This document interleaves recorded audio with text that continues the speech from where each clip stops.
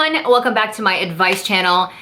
Today's video is a video that I've been really looking forward to putting out for a long time because I have talked about this so many times on my Snapchat. I've talked about this many times in my other videos, but it's about the effect of toxic people in your life. And it's what I want to do is I want to draw a picture in your mind. I want to make a huge analogy that I want to stay with you the minute that this video is over. This is how I want you to think about your life. This is what I want you to think about the toxic people in your life, and I just want to give you a different perspective. Oftentimes, you guys know, I get so many emails and messages and snaps and tweets, people asking for help with the relationships in their life, not just romantic, but like work and platonic and family. And it's so jarring to me how people are completely unaware that they're in toxic relationships or they have toxic people around them. And when they reach out and ask for help, they're usually saying, how do I get this person to do what I want them to do? How do I make this work? And oftentimes my answer is, based on the information you've given me, this is a toxic relationship. Like, holy shit, run the other way. Now, before I give this analogy, I want to point out that there's a difference between somebody who is toxic just because that's their nature, they're just a negative person, and somebody who's actually going through something. So somebody who is actually having, you know, depression or anxiety or other mental health issues. And it's important for you as a friend or as a partner or as a family member to be able to recognize the difference. Now, I don't think it's my place to sit here and say, like, this is depression, this is not depression, this is a negative person, this is not a negative person. To me, the difference is night and day. Toxicity is people who are cutting you down, people who disrespect you, people who make you feel like shit, people who gossip about you or about other people, people who don't believe in you, don't support you. Mental health issues, to me, they don't quite have the same insidious effect if you can really remove yourself from the situation and look at it as a spectator. So please be careful. I do want to say that. I want to say, you know, if you have a friend or someone who's going through something, that is very different than having somebody in your life who's toxic or negative, and it's not, you should not be treating them the same. Even if you can't help somebody who's having an issue, even if you're just an acquaintance, try to at least help them get help in another way, or tell somebody who is closer to them or you know cares about them. So wildly different things. Don't want one to get misinterpreted for the other, because I think that can be very dangerous. And the other thing I want to say too is, like I said in my last video, remember, you're not perfect. So if somebody is trying to give you truly constructive criticism or give you feedback about something and they're really genuinely trying to help you, that's different from somebody who's toxic. So it really is about developing your own sense of self so that you know the difference. And so even when somebody gives you constructive criticism, it still goes through your filter. You can still measure, like, okay, is this person really trying to help me? That's something that definitely, it takes time to get to that point, but that's all part of the work that we're gonna do here on this channel. But I would say 90% of the time, the issues that are presented to me by people, it's a toxic or a negative person. And let me begin by saying, I have been in this situation. I have had toxic romantic relationships, toxic friends. I've dealt with it all. I never speak to you guys from a pedestal. Really, I know the things that I know because I've been there. Let me paint this analogy for you, and I hope that it helps you feel like you have a little more control over your life, because you have more control than you think you do. You are the gatekeeper of your life. Your life is precious, and you should treat it as such. So let's get started with this analogy. I say the word shit a lot. There's a lot of puns, but all important to getting the message across, so let's do this. I want you guys to imagine that your life is a party, and because it's your life, you're the host of the party. And sometime early on in your life, I'm gonna say between the ages of like 18 to 24, when you're really independent from mom and dad, independent financially, can, you know, take care of yourself, live in your own place. For some people, that's way older than 18. For some people, that's way later than 22, 24. There's no right age. It's whatever works best for you. But whenever that happens, your party or your life becomes invite only. Like, you are the gatekeeper of your domain that is life. And anything that is a part of your life, anyone that's a part of your life is at this party that you're hosting. So it's family, it's friends, it's the person that you're dating, your partner, and it's work. So it's like coworkers, your boss, everything you deal with. I want you to imagine that. Let's just do a relationship because it seems like everyone can really relate to that. So let's say it's my life. Let's say I'm the host of my party. This is my life. Everyone's at my party, and let's say I meet somebody new. I meet a new guy, I really like him, and I start to date him. That's the same thing as me handing him an invitation and saying, come to my party, come be a part of my life. And he does. So comes to my party, and let's say he does something that violates one of my non-negotiables. Let's say he cheats on me. When he cheats on me, it's the equivalent of him taking a shit in the middle of my party. Now, why is it like taking a shit in the middle of the party? Because it's my life. And when you come into my life and you violate one of my non-negotiables, it's basically like you're shitting on my life. And everybody else at the party notices, right? Like, that's not something that goes unnoticed. And that's how life is. Like, people think, oh, I can just keep everything separate. That's not how life works. You can't compartmentalize different pieces of your life and expect them not to affect the other parts. Am I right or am I wrong? Anytime something happens with friends, family, relationships, or work, it affects friends, family, relationships, or work. Life is not a waffle. Life is more like a pancake. Whatever you put on the pancake, it's all gonna get mixed up. Yes, it affects all pieces of your life, some of them to more degrees than others. But let's say, people notice and they're like, oh, hey, what the hell? This person's shitting in the middle of your party / shitting on your life. And what are you gonna do about it? So let's say I decide that I want him to stay, right? Like, the thing that people say to me so often, I can't let her go, I can't let him go. Only real friend I have, if they're not in my life, I'm gonna be alone, right? How many times have you heard, maybe you've said that, I've said that before, maybe you've heard your friends say that. So you're like, don't worry about it, I'll take care of it. I'll talk to him. You know what they do. But I really love you. I was just really drunk. It was an accident. She doesn't mean anything to me. Blah, blah, blah. So, and you want to believe it all, right? Because there's a lot of ego involved in that.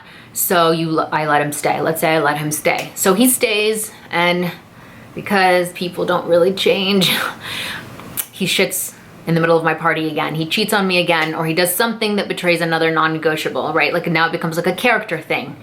At this point, people in your life are like, no, I want out. Like, I'm not dealing with this. There's 7 billion people on this earth. That means there's 7 billion parties, and there's gotta be a couple parties here and there where no one's shitting, like where I can just enjoy myself. And then that's when that's when you really start to become alone. Like, when you focus your energy so much on fixing one thing, and then it forces you to abandon every other piece of your life. So slowly people might start to be like, yo, I'm not putting up with this, I gotta go. And that was me in my very first serious relationship, where my family members were like, I don't wanna hear about him, I don't wanna hang out with him, not interested. And then it's like, when it's such an important piece of your life, boundaries in relationships are an important thing, but to say blatantly, like, here's a huge part of your life I never wanna hear about, that creates a divide. That is a huge rift in relationships. I have also seen people get fired at work because of bad relationships. Like, I had a very good friend, she got fired at work because it was constantly, it was the up and down of the relationship. If she felt insecure about the relationship, she would call in sick, and that became something that was habitual. Hopefully, eventually, you're gonna get sick of this person's shit, literally and figuratively, and let's say, again, it's me, and let's say I'm at the end of my rope and I'm like, that's it, I'm done. You've screwed up for the last time, you need to leave. And that's when you look around at your life and you go, I gave all my energy to this shitty thing, and now I really have nothing left. I have no crutch, I have no one to support me, I have nothing. But it's not really that people abandoned you, it's you abandoned them. You put your heart and soul into something that was not giving you anything good in return, and good people stood around and went, I'm a good person. I need to go give and receive in a reciprocal friendship or relationship. I can't do this. So that's an example of a toxic romantic relationship. Mind you, that doesn't have to be a romantic relationship. It can be a friend, it can be a family member, it could be your career. It could be you are so consumed with your career, you just abandon everything and you end up lonely and alone. That's not what my life looked like. My life at a certain point was a shitstorm. Everybody was shitting. And that's unfortunately a lot of what I see and or hear. People are in the middle of like a shit NATO. Everyone in their life is shitting on them. That's what most people's lives look like. They're at their party, their life, they're the host, and everyone's shitting. Family is shitting, friends are shitting, partner is shitting, work is shitting, there's their boss shitting in grandma's vintage vase. Like, it's just a shit show. The sad part about it is, and I know when I was in this place, it felt like that was normal. And I didn't even know what life was really about because I was like, this is just what it's like. There's always drama, there's always something crazy happening, there's always gossip, there's always backstabbing, there's always betrayal, there's always feeling like shit.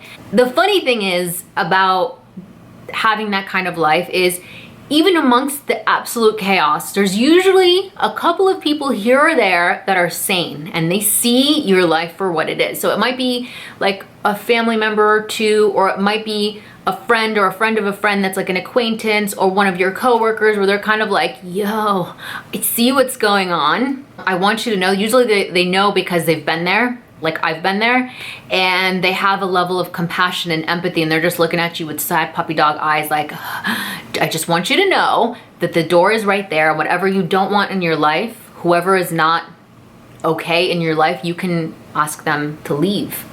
They don't have to be there. You have that much control. You can't fix people. You can't unbreak people. You can't make people into what you want them to be, but they also don't have to be in your life. A lot of you may relate to being that friend, especially like what I found when I was in the midst of chaos. Like I gravitated towards people, like I had an affinity for people who were stable because I was like, nothing in my life is stable. So that's how they oftentimes find each other. But I have, as much as I've been the host, well, no longer, but the host of the chaos that was my life, I've now transitioned into being that friend where it's like I constantly used to feel like I had to help people with their crazy lives. And when how many of you guys relate to that, where you're just like, I just want to help a friend. Like I've been there, I want to help them, but I can't. So if you're that compassionate friend and you're telling, you know, this person like, hey, there's an easy way out of this. You just get rid of the trash, get rid of the stuff that's keeping you down, get rid of the negativity, get rid of the toxic people. And that the host of that party, that person with a crazy life is going, what do you mean get rid of people? I can't get rid of people. My family? No. My family is family. Blood is thicker than water and shit is thicker than blood, so they're not going anywhere. And then my friends? No, I have known some of them for like 7 to 10 years, and that's a long time. And for whatever reason, that's important in my head. I don't give a shit about character. All I care about is time. Plus, what would I do for Monday, Wednesday, and Friday happy hour? And what would I do on the weekend if I was not friends with these people? Who cares if they gossip about me? Who cares if they shut down my dreams? Who cares if they don't respect that sometimes I have to take time to do things for myself and they think that I'm a weirdo because I would rather stay in?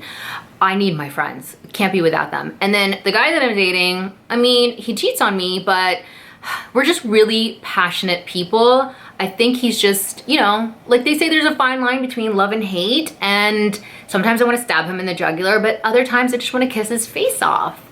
That's normal, right? That's how you're supposed to feel. Everybody else is just so boring. I don't want a boring kind of relationship. And then work, well, the economy has been bad ever since I was a fetus, so what's the point in like putting together a resume or spending time expanding my skill set or maybe trying to start that company that I've dreamed about ever since I was a teenager? That's crazy, because if I did that, I wouldn't have time to go to happy hour with my shitty friends. What are you doing Friday night? You wanna go get drinks with my squad? Yeah. So if you've ever been the friend that's trying to help the other friend, that can be frustrating because you're met with excuse after excuse after excuse. I'm afraid to be alone. I'm afraid I'll never make other friends. I'm afraid I'll never meet another man because that's my soulmate, because he's the one, you know, he's the one, and I'll never get another job. I should just be grateful to have that job. I should be grateful that it's eating away at my soul and that I'm miserable every day, but gratitude, right? And then it's like my family, I can't, it's just family, that's taboo. What do you mean family? And I'm here to tell you that those are just all of those things are excuses. You didn't get to choose how, like, did you take a survey before you were born about what kind of family members you wanted to have? Did your parents, like, did they have some sort of test where it was like, I'm an emotionally intelligent and stable individual and I know how to raise a healthy, independent, well-rounded child? No! All you have to do to have a kid is have sex. Egg, sperm, 5th grade, you guys. That's it. There's no prerequisite. There's no training to becoming a parent. So sometimes some of us end up with shitty parents. I've had my moments. My parents have sometimes, bless their hearts if they ever watch this video, I love you guys, but they can be sometimes very shitty. But their shittiness, now my parents are not as bad as some other parents. I mean, there are parents that are just like, if I told some of the stories that I know, I would cry because parents can be awful. They're human beings at the end of the day. And if they don't do the work on themselves, all they do is pass on that crap to you. My parents definitely project a lot of fear that could have held me back from my dreams because, you know, we are immigrants to this country and it's like all they care about is like security, security, security. Like, you need a secure job and you need to, I mean, we were very poor, so you need to make a lot of money and you need to do this. And there was a time where I had to be like, enough. I want to do what I want to do. And if that means I need to be poor, that's okay. I'm okay with that. That's how I feel about that. Friends, like, can we stop measuring your friends with, but my favorite thing to say, arbitrary criteria. The number of memories you've made with somebody, inconsequential. The amount of time you've known someone, inconsequential. The number of inside jokes you have with somebody, inconsequential. You know what matters? Character. I've had so many people come into my life that I've known for, here's a perfect example. Evie, you guys know Evie. I did the interview with her on my other channel, former Secret Service agent, came into my life within a year, was one of the most amazing people, amazing friends I have ever had in my entire life. That's what friendship feels like. That's what good friends feel like. And so it's time to clean up your life. And what I want to say about being that friend that's trying to help the host of the party with a shitty life, it feels like you're saying to that person, hey, I have a treasure map, and I have the treasure map and I know how to do this because I've been here before, and you're on this dark, deserted island over here, but I know how to get to this place with the giant X where it's like success and joy and happiness and fulfillment and amazing people in your life and an amazing career and an amazing man or woman to date and everything. And I will go with you to your deserted island. I will help you build a ship. I will help you weather the storms, and I will show you how to get here. I'll do that because I'm your friend. And then you're met with all those excuses. I can't get rid of these people for this reason, or this for this reason, or this for this reason, this for this reason. What it feels like when you're trying to help a friend and all they do is give you excuses about why they can't do this and why they can't do that and why that's not possible. It feels like you're trying to give her a map to the treasure, but all she wants to do is get drunk, fuck the pirates, and have meaningless conversations with the parrots. It's frustrating. And that is also the other side of walking into somebody's life who lives a toxic life. That shit's contagious. You can probably see yourself in a couple of different ways in this story. Maybe you see yourself as somebody who's toxic in somebody else's life, so maybe it's time to rethink that. But don't you dare go into somebody else's party and shit on the floor. Don't you dare cut that shit out. Literally. What I want the message here to be is, so often people want to control everything in their life. But the thing that they're doing wrong is they're trying to control things that are really out of their control. They're either trying to control people or control situations.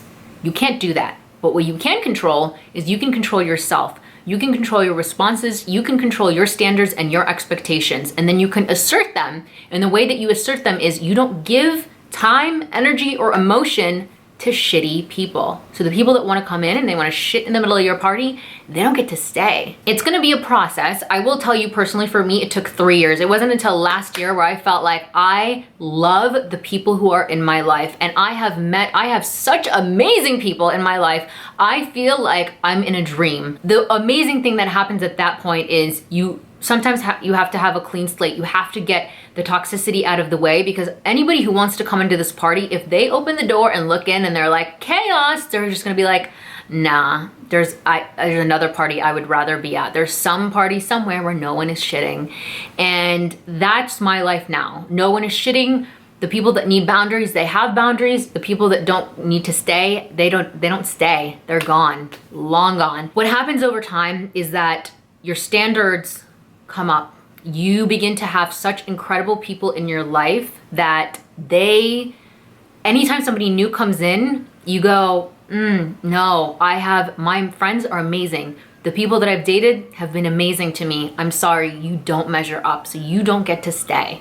And the other side of it is you gotta make sure that you're doing your best too. Like, you have to be an amazing employee, an amazing family member, an incredible friend, an incredible partner. You have to do your part, because that's the rubric for relationships, is reciprocity. The best rubric for any relationship, whether it's platonic, romantic, or business, is reciprocity. It has to be mutually beneficial. So you can't sit at being the host of your own party and just expect your friends to be there for you all the time, expect your partner to do things for you all the time, and expect your family members to unconditionally support you if you can't give the same in return, because it holds both parties, all parties accountable, and whatever you get, you have to be willing to give. Reciprocity, beautiful rubric. That's a great way to evaluate the relationships in your life. And if you feel like they're not being met, then it's time to set some new expectations. Guys, I'm not gonna sit here and bullshit you and tell you that, once you clean up your life, there's not gonna be any shitty people or shitty situations or things that you are gonna be completely out of your control that are gonna feel like they're shitty.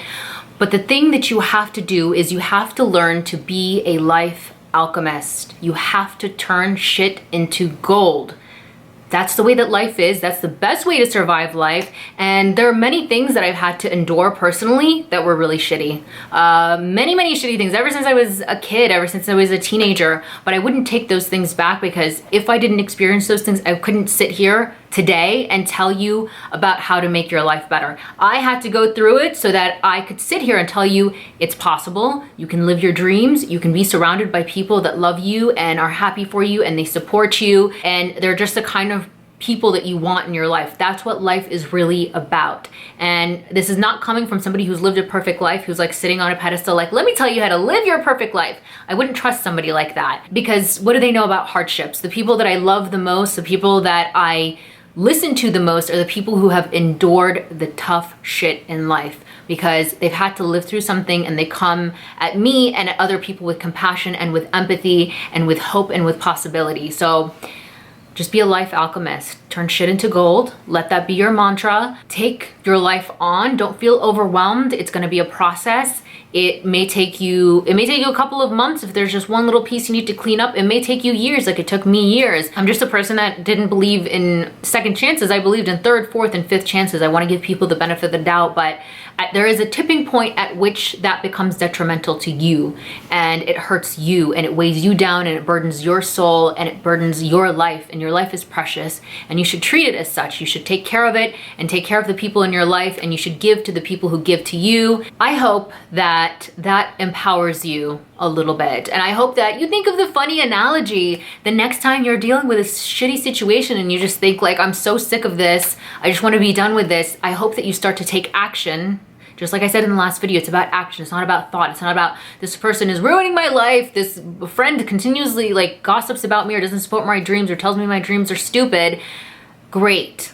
Congratulations about having the thought. Now do something about it. It's not that dire. Don't overthink it. Just go into it with like assert your standards and expectations, and then when people don't meet them, you don't need to make a big deal out of it. You don't need to feel vengeful. You don't need to get back at them. The most powerful feeling in the world is indifference. So that's really where you should be. You should either love deeply and with all your heart for the people who deserve that privilege, and then for the people who have abused that privilege of having you in their life, they are ghosts to you.